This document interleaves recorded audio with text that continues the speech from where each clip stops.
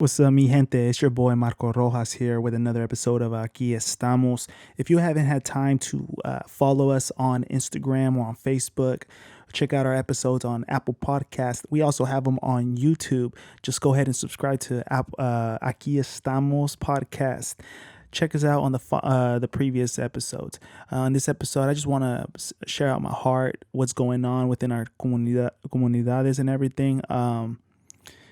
It's tough, man, when we're talking about issues that relate to right now is the street vendors, the attacks on street vendors that are trying to provide for their family on a daily basis. And, we're seeing what's going viral on social media, on the news outlets. And I just felt like, we need to talk about this. So come on out, man. Check us out on this episode of Aquí Estamos.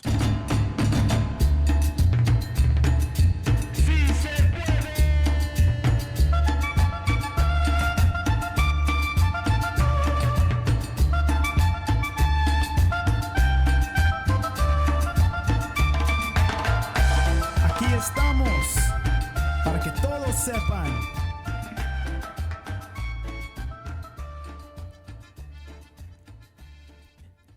Yeah, man. So I just wanted to introduce this episode to this social issue, this community issue that we're facing right now. That really is not just a certain area of California. Nah, this is all California, man. This is from the Southern Cali all the way up to the Central Valley, so on and so forth.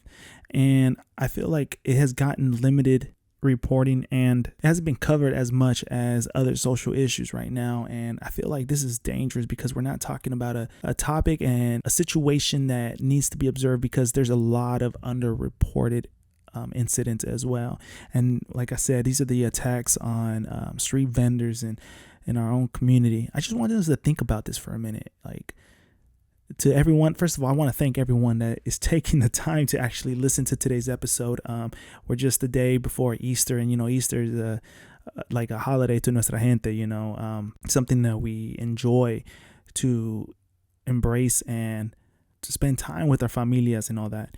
So I want us to really think about in our lifetimes, that we reflect and, we embrace the beauty of our family. But how many of us encountered a paletero or a street vendor that, during the summers or even in the spring, right? Like the hot weathers and, the cravings of churros or fruta or, raspados. Like these are the common treats that we have, and we know this by our own neighborhoods, our street vendors that are willing to sell these items. And yeah, I was just blown away, because first of all, my whole life has changed like drastically this past week. So my son has been born, my son was born on March 23rd. So man, everything has changed, but now it's got me to reflect on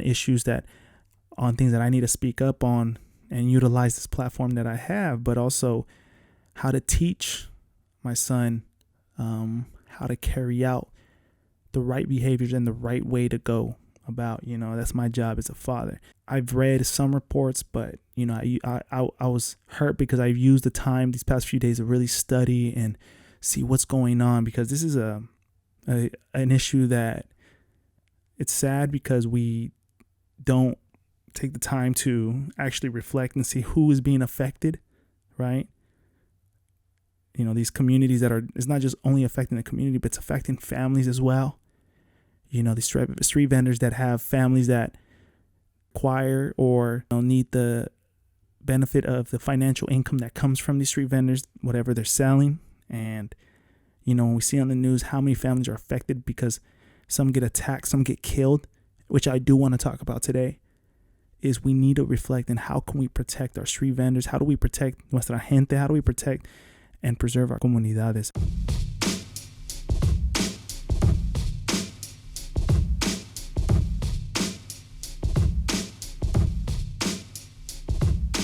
So check this out. Before I start this, I want to just define what community means. Community in Spanish is comunidades. And community is a feeling of fellowship with others as a result of sharing common attitudes, interests, and goals. And so when we think of communities, we got to think of those that we all try to share a common characteristics, but, the interest of familias and trying to preserve our family goals and trying to achieve the best we can so that we can give our family what we never technically had, or we're trying to give the best possibility of life that we can give to our families, right? And we want that to be reflected throughout our comunidades. But, it just feels like, man, it's been crazy lately, man. 2020 and 2021 has been crazy, right? We have this global pandemic that has put millions of people out of work. It has affected so many people today on physical, it's harmed them physically, right? Because the pandemic of the COVID-19 has killed millions of people as well. Our communities, our Latino communities, are affected in high numbers and high rates, right? They are the first to be let go of their positions and their jobs because of, the economic downturn that COVID-19 has put on the U.S. and society as a whole. So when we're seeing street vendors who are trying to preserve and make an income and make a living, it's a sad thing when we start seeing that, our communities are basically hurting these individuals, right? And I'm going to explain what I mean by hurting our individuals.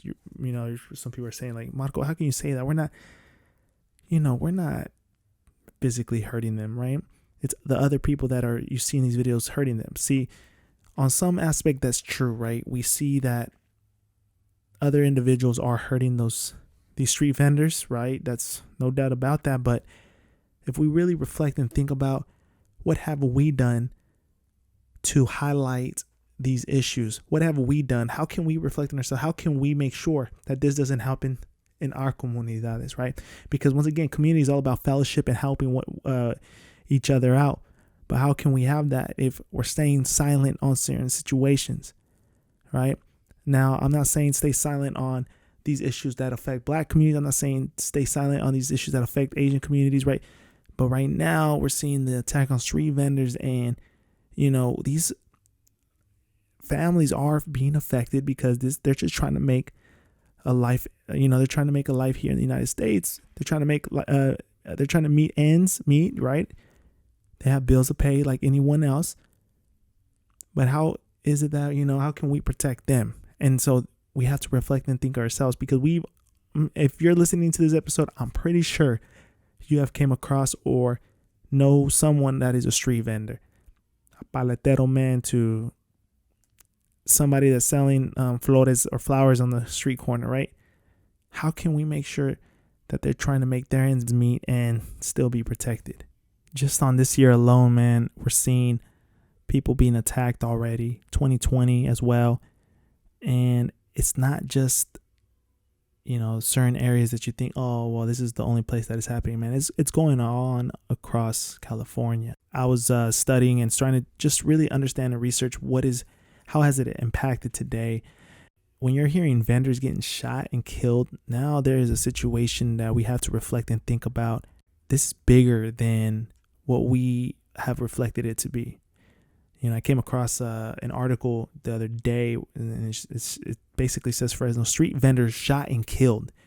And the man, Lorenzo Perez, he was 45, right? The crazy thing about this, man, is check this story out. Fresno street vendor shot and killed. He has his some members of his family, his daughter, help out here and there, but on this particular Sunday, next to a daycare and a school ground, he was shot in the head and killed. Shot in the head and killed. And for us, we need to really think about, what type of individual can perceive these actions on a Sunday in an area where, whether people are there or not, how something so violent can take place. Yet I didn't know about this until I had to go physically research myself. Right. And so I encourage anyone right now listening in is, why don't you look in and see what's been going on, so that when you start seeing it on social media, you're not thinking, oh, another attack. Dang. No, you're actually seeing and how you can prepare and just advocate and do what you can to help protect those that are trying to make a living. Right. But yeah, man, Lorenzo Perez shot in the head and killed. And it wasn't until this action till now Fresno City's council member Luis Chavez is announcing a $5,000 reward for the individual that did it, so it can lead to an arrest, right? And because of these actions, now community organizers are stepping up and ready to help support whatever they can. You have individuals that have been affected as well, that has been robbed. And now because of the stories they've heard about Lorenzo Perez being shot, they don't even want to go back out because it's not worth it. And now some might say, well, why don't they go to the police? Let's just take a minute and pause for a minute and talk about what not only, and I know this might seem like, how did you connect these two together? It makes no sense, but this is what happens when Trump politics and conservative anti-immigrant politics have an effect on local issues, right? And let me explain where Angelita Rodriguez says, well, she is afraid to go to the police. Why is that? Because of being undocumented. She doesn't know how can that affect her long term, right? And so the idea that, well, why can't individuals just go out to the police? It's not that easy, because you're talking about a traumatic decision or a traumatic act that they need to do, because they don't know what the outcome can be, right? Due to being undocumented, now you have to stay silent even when you're being attacked. And this comes down to certain conservative or certain anti-immigrant politics that have affected local issues, right?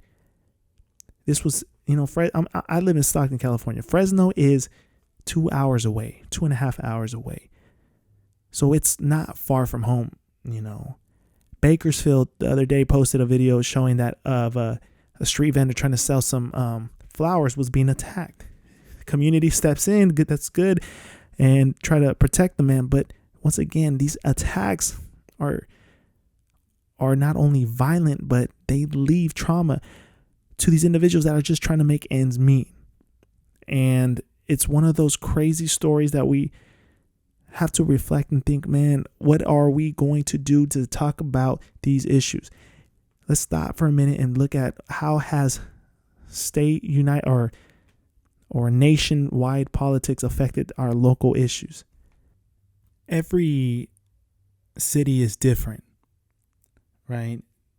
Every city has its own legislation and how they approach certain policies that relate to immigrants and so on and so forth. And I've talked about, immigration and immigrant policies in the previous episodes. If you haven't checked them out on Apple Podcasts or on YouTube, I definitely recommend going and checking it out. But, there's certain cities that, that aren't considered sanctuary cities and basically don't protect individuals that are undocumented from being searched and seized, or they're not protected from ICE agents per se. And so when you're looking at it on an angle from, once again, a woman who was attacked, robbed, and, has a visual image of who the person was, but is scared to go and report it because of her documentation status, we have to really reflect and think about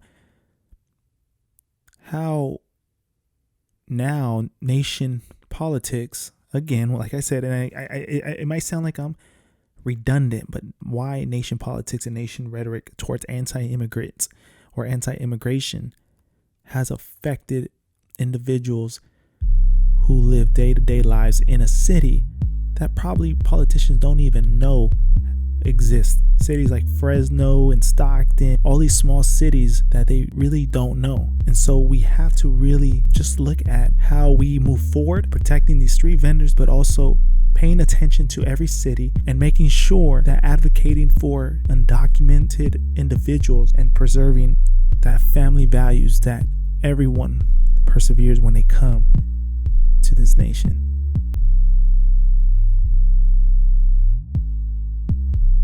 Yeah, I just want to thank everyone that took the time to listen to today's podcast. If you haven't had time to check us out on social media, you can follow us on Aquí Estamos Podcast on Instagram and on Facebook.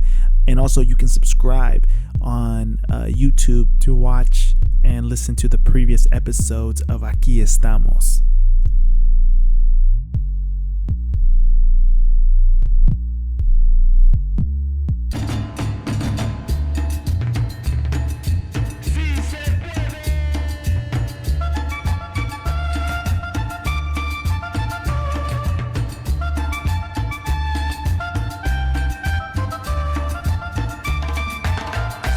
Aquí estamos para que todos sepan